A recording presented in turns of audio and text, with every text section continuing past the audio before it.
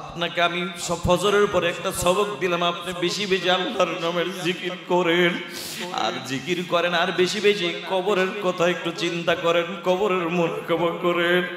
আল্লাহর নবীর সবক দেওয়া অনুযায়ী আম্মা জান খাদিজাতুল কুবরা রাদিয়াল্লাহু তাআলা আনহা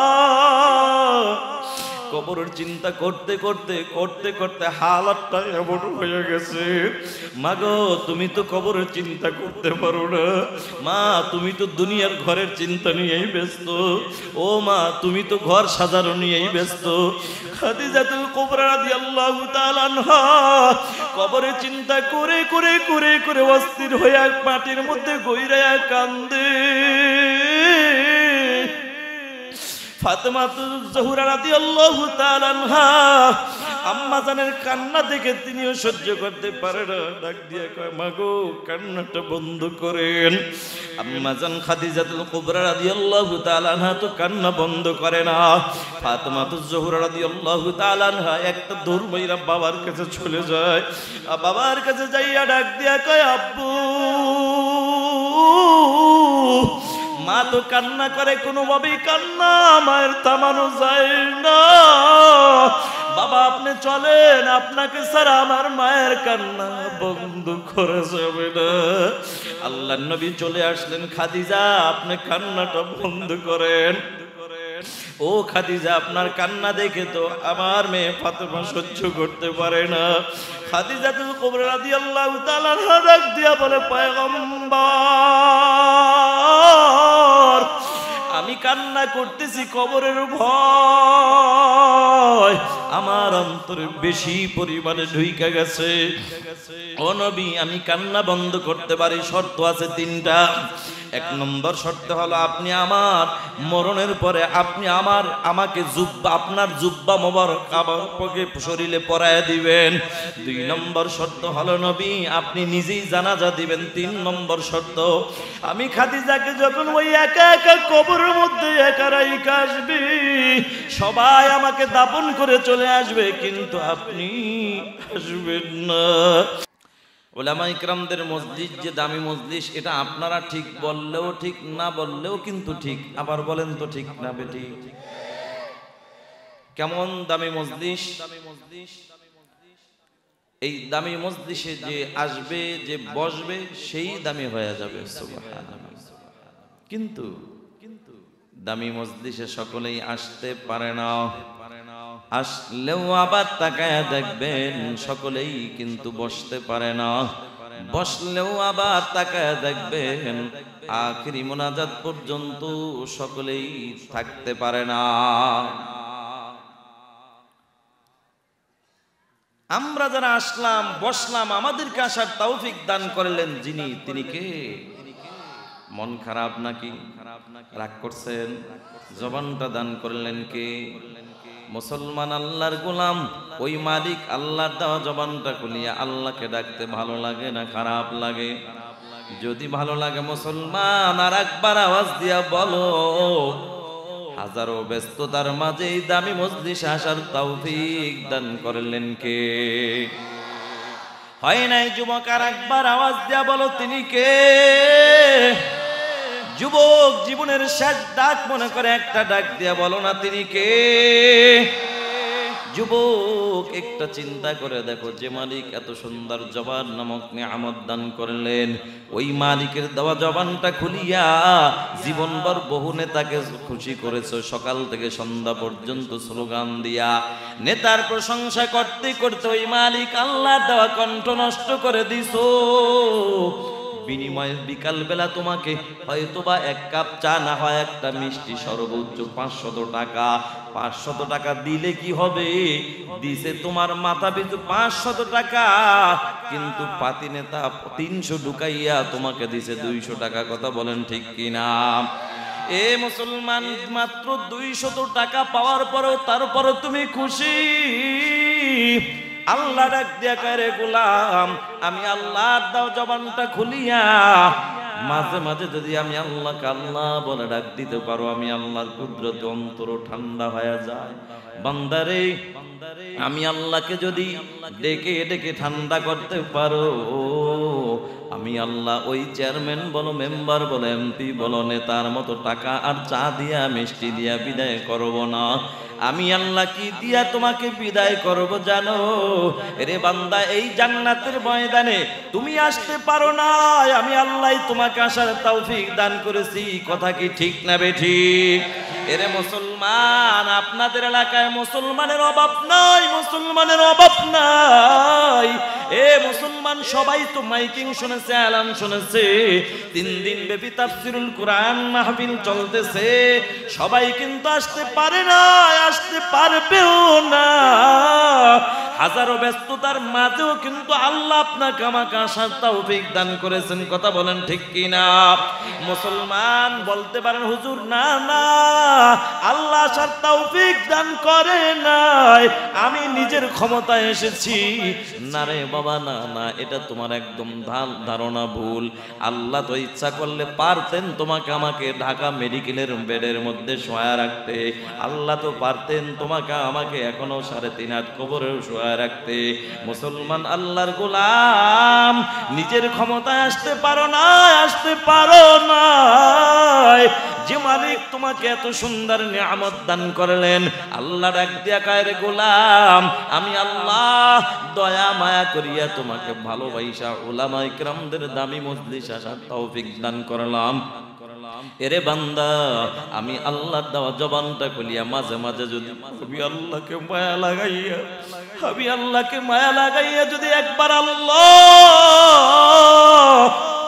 এ যুবক ডাক দাও না আল্লাহ, যুবক মায়া লাগায় একটা ডাক দেস না আল্লাহ। যুবক রে, আল্লাহকে যত ডাকবা আল্লাহ তত খুশি, আল্লাহ তত খুশি। আল্লাহ ডাক দিয়া কা, গোলাম রে, আমি আল্লাহ দেওয়াই জবানটা খুলিয়া মাঝে মাঝে যদি একবার আল্লাহ আল্লাহ আল্লাহ বলে যদি একটু ডাক দিতে পারো, আমি আল্লাহর কুদরতে অন্তরটা যদি ঠান্ডা করে দিতে পারো, আমি আল্লাহ এই চেয়ারম্যানের মতো টাকা দিয়া আর মিষ্টি দিয়া বিদায় করব না। এরে বান্দা, আমি আল্লাহ তোমাকে কি দিয়া বিদায় করব জানো গো? আমি আল্লাহ তোমার নামটা জাহান্নাম থেকে কাটিয়া তোমার নামটা জান্নাতের খাতায় উঠাইয়া দিব।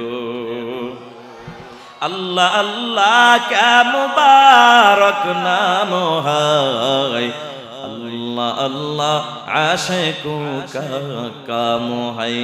আল্লাহ আল্লাহ ইজে শিরিন সুনাম, শিরে শত কর্মী কুনদ জানম তামাম। ভাইরা আমার, তাহলে যে মালিক এত সুন্দর নিয়ামত দান করলেন, সে মালিকের দরবারে শুকর আদায় করা দরকার আছে না নাই?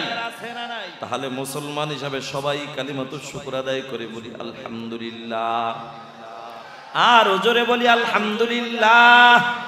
তা কিয়ামত করবাগু ইয়ামজি কালাম, তা কিয়ামত করবাগু ইয়ামজি কালাম, সদকিয়ামত বগজর দিনা তমাম। শুকুর নি'মত নি'মত তাফজু কুনাদ, কুফর নি'মত আযকাফত বিরু কুনাদ। শুকুর আদায় করলে খুশি হন কে? এজন্য সব সময় যে কোনো ভালো কাজের শুরুতে প্রশংসা করব কার? যে কোনো ভালো কাজের শেষে আবার প্রশংসা করব কার? আল্লাহর। এজন্য মনে থাকবে তো ইনশাআল্লাহ, যে কোনো ভালো কাজের শুরুতে এবং ভালো খাবার খাবো, তখন শুরুতে আল্লাহকে স্মরণ করব, তখন বলবো বিসমিল্লাহ। ঠিক আছে, বিসমিল্লাহির রহমানির রহিম। বাবা জিরা আমার, যে কোনো কাজের শুরুতে আমরা বলবো বিসমিল্লাহ, কাজের শেষে বলবো আলহামদুলিল্লাহ। মনে থাকবে তো ইনশাআল্লাহ? আল্লাহ কবুল করুক, বলুন আমিন। এবার আসেন, আমি আপনাদের মাঝে সূরা নাজিয়া থেকে আয়াতে কারিমা তেলাওয়াত করেছি। ভূমিকা লম্বা না করে আমি আমার মূল আলোচনার মধ্যে সরাসরি ঢুকে যাব ইনশাআল্লাহ। তার আগে জানতে চাই, আপনাদের কি ওয়াজ শোনার মতো একটু রুচি আছে? এত তাড়াতাড়ি তো রুচি শেষ হওয়ার কথা না, কারণ 3 দিনের প্রথম দিন আজকে। কি বলেন, ঠিক কিনা? রুচি মাত্র শুরু, কথা বলেন ঠিক কিনা ভাইয়ারা আমার? তাহলে মনোযোগ কি আছে? রুচি আছে এটা জানলাম, কিন্তু মনোযোগ কি আছে না ঘুম আসতেছে। ওই পিছনের বাইরে কি সজাগ আছে? জীবনে তো মিথ্যা কথা কম কর নাই। আজকে তাফসির মাহফিলে আইসা কি একটা সত্য কথা বলা যাবে? পারবেন তো সত্য কথাটা বলতে? সবাই কি সজাগ আছেন? সত্যি করে বলেন, সবাই কি সজাগ? দেখি তো ঘুমাইছেন কে কে, হাত লাগান। हकीकत से तो दुनिया बेखबर है, दुनिया की नुमाइश पर नजर है। नमी गोयम के आज दुनिया जुदा बाश, बाहर करे के बाशी बा खुदा बाश। जिसते दुनिया आज खुदा गाफिल गुदाम, मैं कमाशोन करो पर जिंदोजा। दुनिया में हो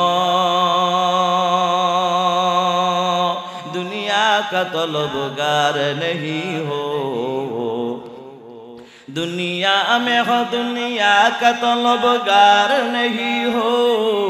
बाजार से गुजर हो खरीदार नहीं हो, बाजार से गुजर हो खरीदार नहीं हो।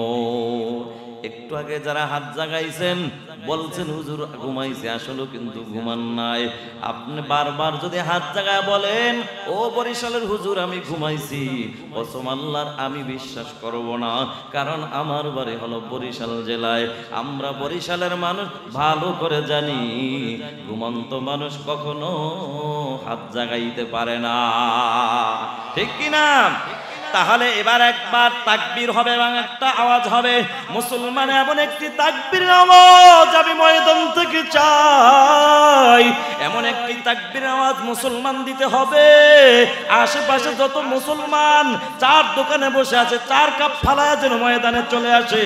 এলাকায় যত মুসলমান ঘুমন্ত আছে, ঘুমন্ত মানুষ যেন লাফ দিয়ে ময়দানে আসতে বাধ্য হয়, এমন একটি আওয়াজ দেওয়া যাবে কি যাবে না? তাহলে রেডি হন সবাই, একটা কাজ দেন সবাই, সবাই রেডি তো? এবার ঘুমন্ত ব্যক্তিরা হাত জাগাইছেন, এবার হাত জাগাইবেন সজাগ যারা তারা।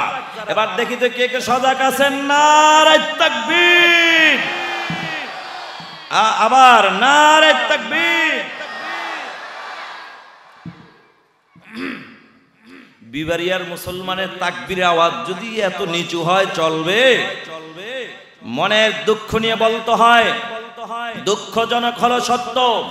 এ বাংলার জমিনে বিগত দিনে এমনও দিন আমাদের গিয়েছে ৯৫% মুসলমান যে বাংলার জমিনে বসবাস করে, সে বাংলার জমিনে মুসলমান নারে তাকবীর আল্লাহু আকবার আওয়াজটা পর্যন্ত মুসলমান দিতে পারে না। কথা বলেন ঠিক কিনা? মুসলমান এখন স্বাধীন বাংলাদেশে মুসলমান স্বাধীনভাবে এখন তাকবীর আওয়াজ দিবে, স্বাধীনভাবে এখন কোরআনের হক কথা বলবে। আমার মন বলে বাধা দেওয়ার কেউ সাহস আর সামনে পাবে না। কথা বলেন ঠিক কিনা? তবে বিবারিয়ার মুসলমানদেরকে আমি একটা মেসেজ দিয়ে যেতে চাই। ও মুসলমান, আপনারা যারা ওয়াজ শোনার জন্য এসেছেন, নিশ্চয়ই আপনারা খালি পায়ে তো কেউ আসেন না। খালি পায়ে কেউ আসছেন? পায়ে কি ছিল? জুতা আছে। আচ্ছা, এতদিন জুতা চোরের ভয়ে দূরে রাখছেন, মানে কাছাকাছি রাখছেন। তবে এখন চোরের ভয়ে কত দূরে রাখা যাবে না, এখন আরো কাছে রাখতে হবে। শুধু এখন জুতা চোর নয়, বর্তমানে বাংলার জন্য ঈমান চোরে ভরে গেছে। কথা বলো ঠিক কিনা? জুতা চুরি করলে সেই চোরকে ধরার পরও ছেড়ে দেওয়া যায়, ক্ষমা করা যায়। কিন্তু বাংলার জমিনে কোনো ঈমান চোরকে যদি খুঁজে পাওয়া যায়, তাদেরকে ক্ষমা করা যায় না। কথা বলেন ঠিক কিনা? আমাদের মুসলমানের ঈমান নামক সম্পদের দাম কি বেশি না কম? তাহলে বিগত দিনে বাংলার জমিনে কোরআনের স্টেজে, কোরআনের মাহফিলে অনেক নাস্তিক এসে বাধা দিয়েছে যে হুজুর হক কথা বলা যাবে না। কথা বলেন ঠিক কিনা? অনেকেই বলেছেন। তবে আমি আপনাদেরকে অনুরোধ করব, আপনারা আজ থেকে যেখানে ওয়াজ শোনার জন্য যাবেন, আপনাদের পায়ের জুতাগুলি খুব কাছাকাছি রাখবেন। তবে কেন রাখবেন জানেন? বর্তমানে বাংলার জমিনে যেই সমস্ত নেতারা স্টেজে এসে কোরআনের হক কথা বলার জন্য বাধা দেয়, এদেরকে আমরা ততক্ষণ পর্যন্ত সম্মান করব আপনি চেয়ারম্যান হন, মেম্বার হন, এমপি হন, মন্ত্রী হন, আপনাকে সম্মান তো আমরা মুসলমান ততক্ষণই করব ততক্ষণ আপনি আল্লাহ এবং আল্লাহর রাসূলের পক্ষে থাকবেন যতক্ষণ। জোরে আওয়াজ দিয়ে বলেন, কথা বলেন ঠিক কিনা? আপনি আমার আল্লাহ এবং আল্লাহ রাসূলের পক্ষে থাকবেন না, আপনার মতো নেতা গুনার টাইম মুসলমানের নাই। কথা বলেন ঠিক কিনা? এ বাংলা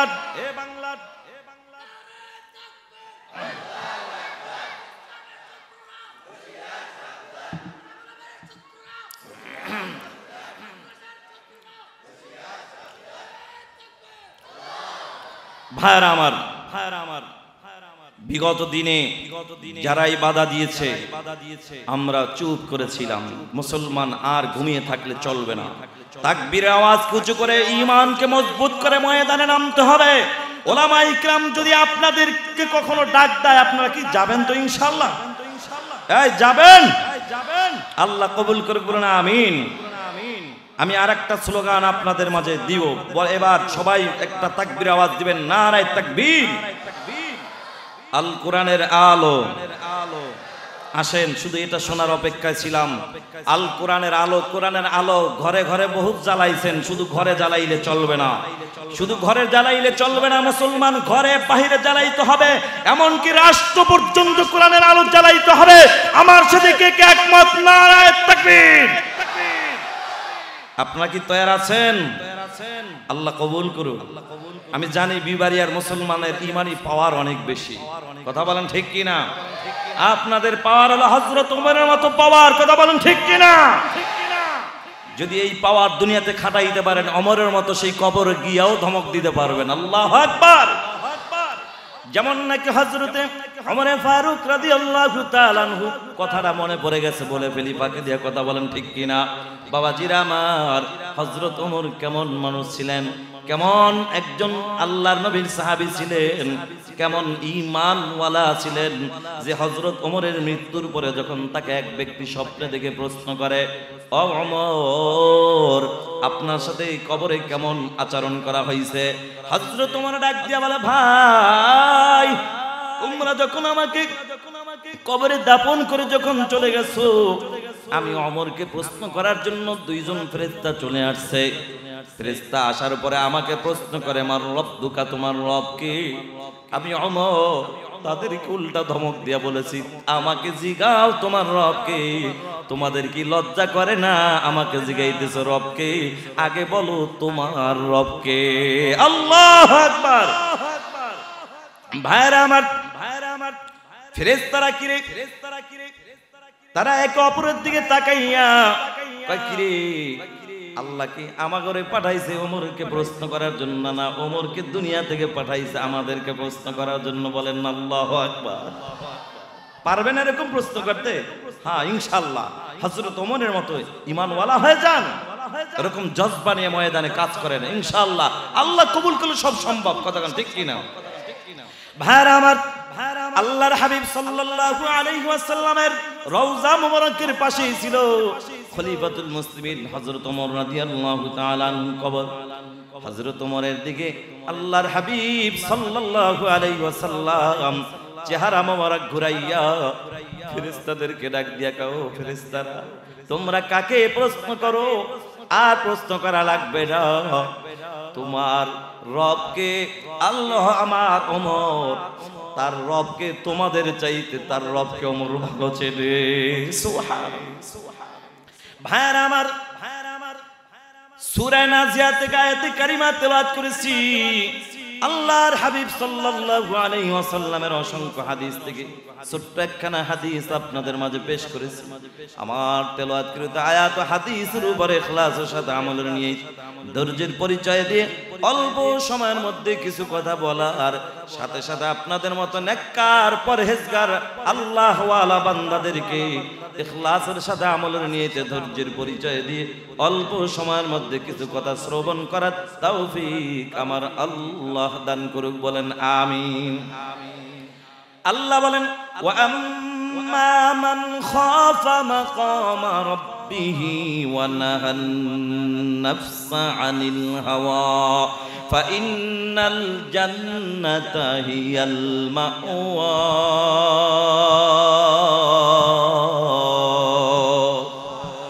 আর জোরে আল্লাহু আকবার।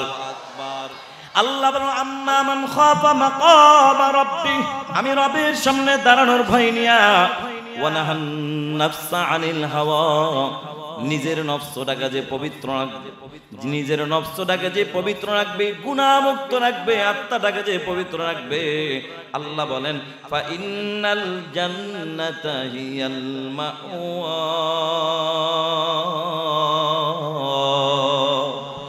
নিশ্চয়ই তার ঠিকানা হলো মালিকের জান্নাত। সুবহানাল্লাহ। ও বিবারিয়ার মুসলমান, আমি দেখতে চাই ওই মালিকের জান্নাতে যাওয়ার আশা কার কার আছে? নারায়ে তাকবীর। এত নিচু করে হাত জাগাই হবে না, হাতটাকে উঁচু করেন। নারায়ে তাকবীর। আয় আল্লাহ, যারা হাত জাগায় রাখছে, ও মালিক এদের অন্তরের দিকে তাকিয়ে দেখো। আল্লাহ, যদিও শয়তানের ধোঁকায় পড়ে অনেক গুনাহ করে ফেলেছে, মালিক আমার কলিজার টুকরা যুবক জান্নাতে যাওয়ার আশা নিয়ে হাত তুলেছে রে মালিক। আল্লাহ, যারা হাত জাগাইছে সবাইকে জান্নাতের মেহমান বানায় দিও, কোন আমিন। ভাইরা আমার, এবার যারা হাত জাগাইছেন, শুধু হাত জাগাইলেই কিন্তু জান্নাত পাওয়া যাবে না, এটা আমিও জানি, আপনিও কিন্তু জানেন। কারণ এখানে যারা হাত জাগাইছেন, অনেক লোক আছে ফজরের নামাজটাও পড়েন নাই, অনেক লোক আছেন জোহর পড়েন নাই, আসর পড়েন নাই, এশাও পড়েন নাই, মাগরিব পড়েন নাই। আগামীকাল ফজর পড়বেন, এই নিয়ে তো আপনার এখনো নাই, আছে না? না, আপনি তো শুধু মনে করেন যে জুমার নামাজ সপ্তাহে একদিন পড়লেই এটাই সব আদায় হয়ে যায়। কথা কোন ঠিক কিনা? এরকম আছে না? এক বাচ্চারায় মসজিদের পাশ দিয়ে যাচ্ছে, হুজুরের কাছে যায়, বলে প্রচন্ড মাথা ব্যথা নিয়ে বলতেছে, হুজুর একটু মাথাটা একটু ফু দিয়া দেন।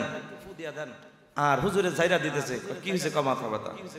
এবার কইতেছে যুবক, হুজুর কি পাপ যে করলাম আমি, আল্লাহ আমারে কি লেগে যে এই মাথা ব্যথাটা দিল, রোগটা দিল, এমন কি পাপটা যে আমি করলাম খুঁজা পাই না। হুজুর কয় তুমি পাপ খুঁজা পাও না? কয় না হুজুর। কয় তুমি নামাজ পড়ছো? কি কন হুজুর, এই শুক্রবার না নামাজ পড়ে গেলাম আপনার পিছনে, আজকে বৃহস্পতিবার, সপ্তাহে 6 দিন নামাজের খবর নাই, বেচারা খুঁজেই পায় না যে কি পাপ করছে। এরকম ভদ্রলোক আজকে আমাদের মাঠে আছে না? না। তবে ভাই রে, যুবক আসো, তোমার পাও দুইটা ভরি, কোনো লাভ নাই, কার পিছনে দৌড়া, কিসের পিছনে ঘোরো, কেউ আপন না, আপন যিনি তিনি কে? সবাই বলেন, এ দুনিয়ায় সবই পর, কবর যে তোর আসল ঘর। কথা ঠিক কি না? এ দুনিয়ায় সবই পর, কবর যে তোর আসল ঘর, কেমনে সেথায় থাকবি পরে, শুধুই মাটির বিছানা। চিন্তা করে দেখো না, কবরে কি যাইবা না, চিন্তা করে দেখো না, কবরে কি যাইবা না। যেই কবরে আল্লাহ সারা বন্ধু কেহ থাকবে না, চিন্তা করে দেখো না, কবরে কি যাইবা না। ও তুই এই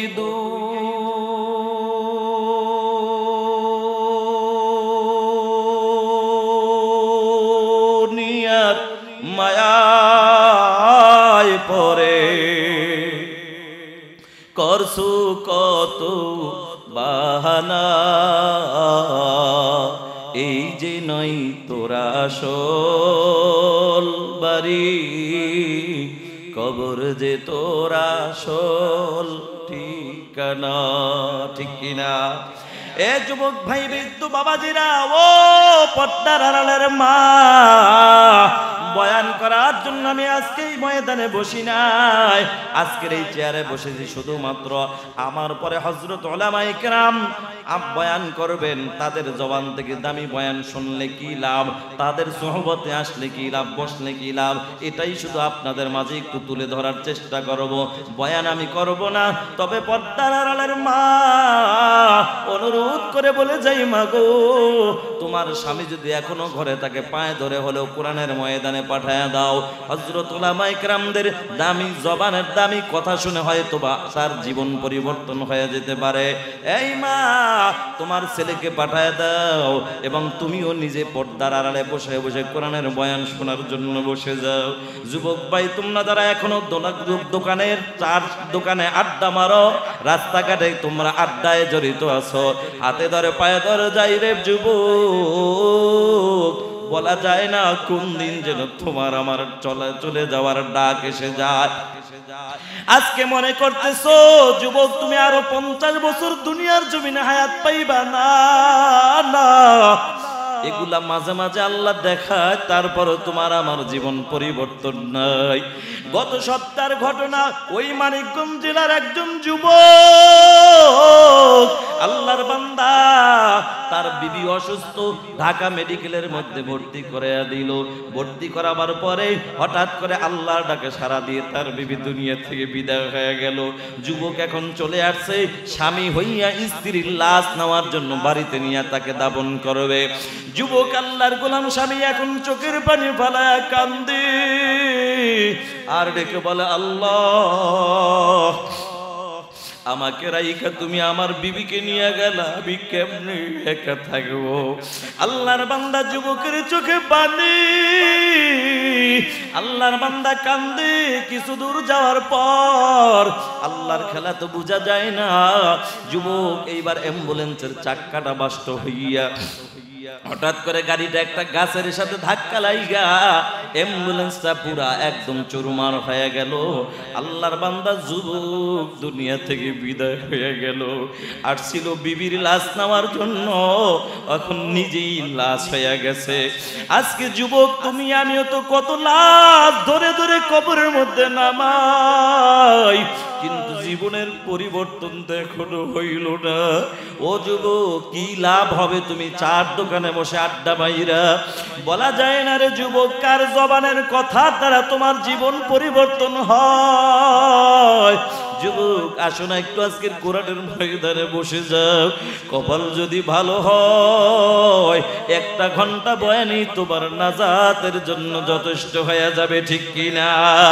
আল্লাহ বলেন, আম্মা মান খাফা মাকাম রাব্বি, আমি রবের সামনে দাঁড়ানোর ভয় নিয়া ও বিবারিয়ার মুসলমান জানতে চাই, বলো ওই রবের সামনে তোমার আমার একদিন দাঁড়াতে হবে কি হবে না? বাবাজি, শুধু কি দাঁড়াইতে হবে?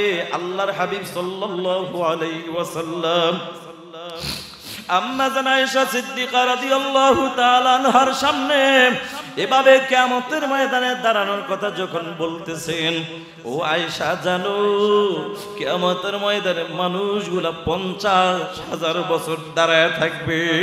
আল্লাহর নবী ডাক দিয়া, আয়েশা জানো কিভাবে দাঁড়াইবে? দাঁড়ানোর জায়গা কতটুকু? আম্মা জান আয়েশা রাদিয়াল্লাহু তাআলা আনহা ডাক দিয়া, পয়গম্বর আমি তো জানি না, আপনি একটু বলেন আমি শুনি। নবী আমার ডাক দিয়া, আয়েশা মানুষের পায়ের তালু 2টা রাখতে যতটুকু জায়গা লাগে এতটুকু জায়গায় শুধু পাবে, নড়াচড়া করার কোনো সুযোগ থাকবে না। ও আয়েশা জানো এই দাঁড়ানোর মেয়াদ কতদিন? দাঁড়ানোর সময় কতদিন? আয়েশা 50,000 বছর মানুষ দাঁড়িয়ে থাকবে। আম্মা জান আয়েশা রাদিয়াল্লাহু তাআলা চোখের পানি ফেলাইয়া কান্দে। আল্লাহর নবী ডাক দিয়া কয়, আয়েশা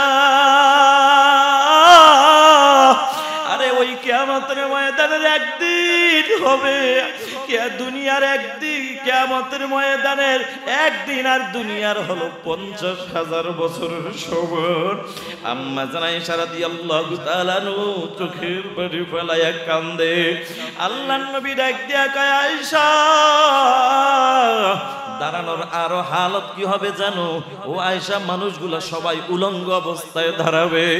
আম্মা জান আয়েশা রাদিয়াল্লাহু তাআলা আনহা চোখের পানি ফেলাইয়া কান্দে আর কয়, নবী আমরা নারী জাত, আমরাও কি উলঙ্গ অবস্থায় দাঁড়াবো? আল্লাহর নবী ডাক দিয়া আয়েশা, নারী আর পুরুষ নারী সবাই উলঙ্গ অবস্থায় দাঁড়াবে। আম্মা জান আয়েশা রাদিয়াল্লাহু তাআলা আনহা বলে, নবী তাইলে আমরা নারী, আমাদের কি লজ্জা হবে না? আল্লাহর নবী চোখের পানি বলে কান্দে, আর ডাক দিয়া কয় আয়েশা, আরে কিয়ামতের ময়দানের হালাত কি করো? খবরদার খবরদার, শয়তানের ধোঁকায় পড়িও না।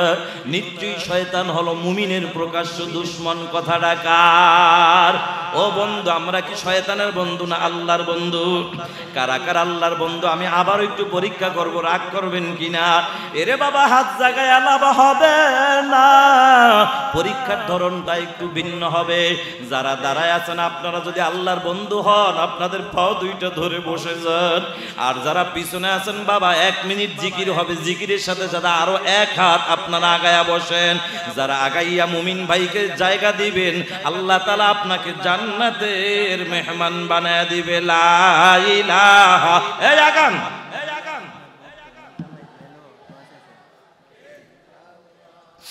লা ইলাহা। যুবক তোমরা যারা দাঁড়ায় রয়েছে, আমি মনে করবো শয়তানের দোস্ত। শয়তান কয়, দোস্ত তুই বসিস না, এখানে বইসা লাভ নাই, আয় তুই এখানে দাঁড়ায় থাক। আরে বসলে তো শয়তান, বসলে তো শয়তান বাজার। আমার আল্লাহ বড় খুশি। ওরে মুমিন, আল্লাহকে বেজার করা যাবে না। আমার আল্লাহকে আমরা সব সময় খুশি করতে রাজি আছি না নাই? কে কে রাজি? নারায়ে তাকবীর। ভাইরা আমার, ও বন্ধু, হাত নামান। যুবক বলতেছিলাম বাবা, আম্মা জান আয়েশা সিদ্দিকা রাদিয়াল্লাহু তাআলা আনহা ডাক দিয়ে কয়, নবী আমরা নারী জাত, আমরাও কি দাঁড়ায় থাকবো? আল্লাহর নবী কান্দে, কয় আয়েশা, নারী আর পুরুষ নাই, সবাই দাঁড়ায় থাকবে। নবী আমার যখন কান্দে কথা বলে, আল্লাহর নবী ডাক দিয়া কয়, আয়েশা, ও আয়েশা, তুমি যে বললা যে একজন আরেকজনের দিকে কি তাকাবে না, আরে আয়েশা তাকাবার সুযোগ পাবে কিভাবে? বর্তমানে দুনিয়ার সূর্যটা হলো 9,30,00,000 মাইল উপরে সূর্য। এরপরও তুমি আর আমি যুবক, সূর্যের তাপ সহ্য করতে পারি না। রাস্তায় হাঁটতে গেলেও ছাতা ছাড়া হাঁটতে পারি না, কত কষ্ট হয়। ও যুবক ভাই, ও বৃদ্ধ বাবাজিরা, তোমরা যারা টাকার গরমে ঘরের মধ্যে এসি লাগায়া আরামের ঘুম ঘুমাও, ফজরের নামাজটাও পড়ো না, যুবক তুমি কি একবারও চিন্তা করতে পারো না? আরে তোমার কবরে তো তোমার কবরে তো এসি নাই। আরে এসি তো দূরের কথা, তোমার কবরে তো বিদ্যুতের লাইনও নাই। তোমার কবরে তো আরে একটা হাত পাখাও তো কেউ দিবে না। কেমনে সেই কবরে থাকবা? যুবক একটু চিন্তা কইরা দেখো। ও পর্দার আড়ালের মা, মাথাটারে নিচু কইরা একটু চোখের পানি ফালায়া একটু চিন্তা করেন। আরে আম্মা জান আয়েশা সিদ্দিকা রাদিয়াল্লাহু তাআলা কেমন ভয়ে পইরা গেলেন। এটা তো আম্মা জান আয়েশার কথা আমি একটু পরে বলতেছি, পরে এবার আবার একটু 1 মিনিটের জন্য আমার মা বোনদেরকে অনুরোধ করি বলি, মা গো, তুমি তো কবরের চিন্তা ঢুকাইতে পারো না, দুনিয়ার চিন্তা নিয়েই ব্যস্ত। মা তুমি তো আখিরাতের ফিকির করতে পারো না। আল্লাহর নবী আম্মা জান খাদিজাতুল কুবরা রাদিয়াল্লাহু তাআলা আনহা ডাক দিয়া বলে, ও খাদিজা, আপনাকে আমি ফজরের পরে একটা সবক দিলাম, আপনি বেশি বেশি আল্লাহর নামের জিকির করেন, আর জিকির করেন, আর বেশি বেশি কবরের কথা একটু চিন্তা করেন, কবরের মুনাকাবা করেন। আল্লাহর নবীর সবক দেওয়া অনুযায়ী আম্মা জান খাদিজাতুল কুবরা রাদিয়াল্লাহু তাআলা আনহা কবরের চিন্তা করতে করতে করতে করতে হালাতটা এমন হয়ে গেছে। মা গো, তুমি তো কবরের চিন্তা করতে পারো না। মা তুমি তো দুনিয়ার ঘরের চিন্তা নিয়েই ব্যস্ত। ও মা তুমি তো ঘর সাজানো নিয়েই ব্যস্ত। খাদিজাতুল কুবরা রাদিয়াল্লাহু তাআলা আনহা কবরের চিন্তা করে করে করে করে অস্থির হয়ে মাটির মধ্যে গইরায়া কান্দে। ফাতেমাতুজ জোহরা রাদিয়াল্লাহু তাআলা আনহা আম্মা জানের কান্না দেখে তিনিও সহ্য করতে পারে না, ডাক দিয়ে কয় মাগো কান্নাটা বন্ধ করেন। আম্মা জান খাদিজাতুল কুবরা রাদিয়াল্লাহু তাআলা আনহা তো কান্না বন্ধ করে না। ফাতেমাতুজ জোহরা রাদিয়াল্লাহু তাআলা আনহা একটা দৌড় মাইরা বাবার কাছে চলে যায়। বাবার কাছে যাইয়া ডাক দিয়া কয় আব্বু। মা তো কান্না করে, কোনোভাবেই কান্না মায়ের থামানো যায় না। বাবা আপনি চলেন, আপনাকে ছাড়া আমার মায়ের কান্না বন্ধ করা যাবে না। আল্লাহর নবী চলে আসলেন, খাদিজা আপনি কান্নাটা বন্ধ করেন। ও খাদিজা আপনার কান্না দেখে তো আমার মেয়ে ফাতেমা সহ্য করতে পারে না। খাদিজাতুল কুবরা রাদিয়াল্লাহু তাআলা ডাক দিয়া বলে পয়গম্বর আমি কান্না করতেছি কবরের ভয় আমার অন্তরে বেশি পরিমাণে ঢুইকা গেছে। ও নবী আমি কান্না বন্ধ করতে পারি, শর্ত আছে তিনটা। এক নম্বর শর্ত হলো আপনি আমার মরণের পরে আপনি আমাকে জুব্বা আপনার জুব্বা মোবারক আমার শরীরে পরায়া দিবেন। দুই নম্বর শর্ত হলো নবী আপনি নিজেই জানাজা দিবেন। তিন নম্বর শর্ত আমি খাদিজাকে যখন ওই একা একা কবরের মধ্যে একা রাইখা আসবে, সবাই আমাকে দাফন করে চলে আসবে, কিন্তু আপনি আসবেন না। নবী বলে খাদিজা আমি কেন আমি আসবো না বলো। খাদিজা ডাক দিয়া কয় নবী কিয়ামত ওই কবরে যাওয়ার পরে যে দুইজন ফেরেশতা চলে আসবে সওয়াল জব করার জন্য, ওই ফেরেশতাদেরকে দেখা যদি আমি খাদিজা ভুইলা যাই তা আমার সব প্রশ্নের জবাব যদি আমি ভুইলা যাই, আপনি নবী তখন পাশে থাইকা আমাকে সহযোগিতা করবেন, আমার পক্ষে জবাব দিয়ে দিবেন। আল্লাহর নবী ডাক দিয়া বলে খাদিজা টেনশন করবা না, আমি তোমার তেরোটা শর্ত মেনে নিলাম। আল্লাহর নবী এইবার ডাক দিয়া কয় খাদিজা জুব্বা কেন দিতে বললা একটু জানতে চাই।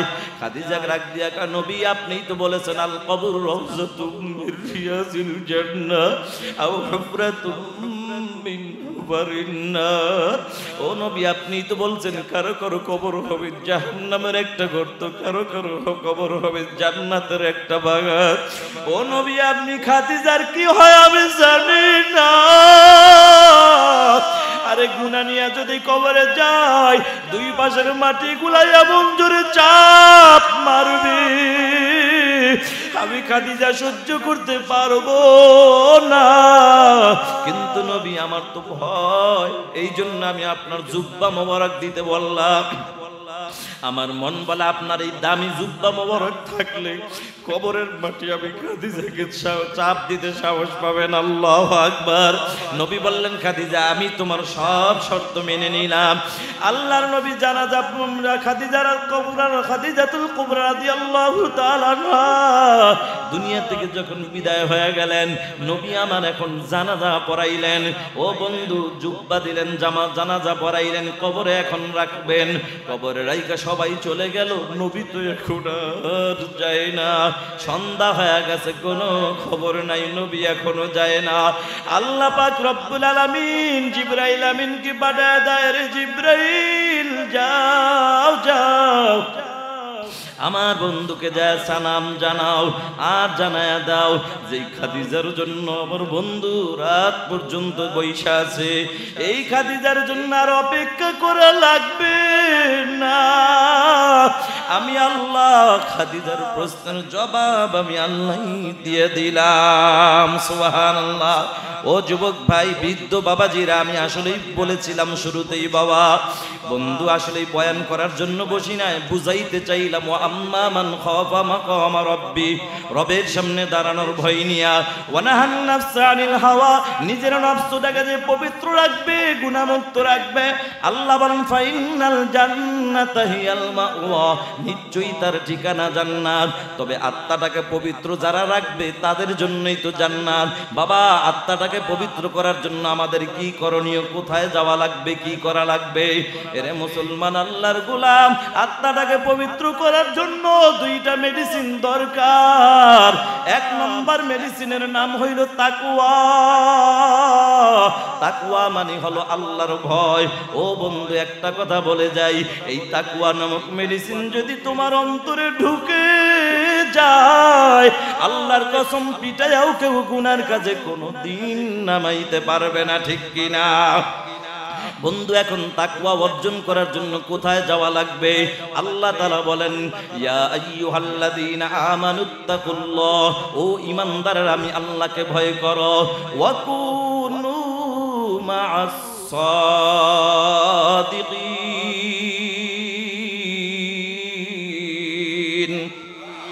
ভয় দিলে নাই, ওয়া কুনু মা'আস সাদিকিন, সাদিকিন যারা সত্যবাদী যারা, তাদের সুহবতে যাও।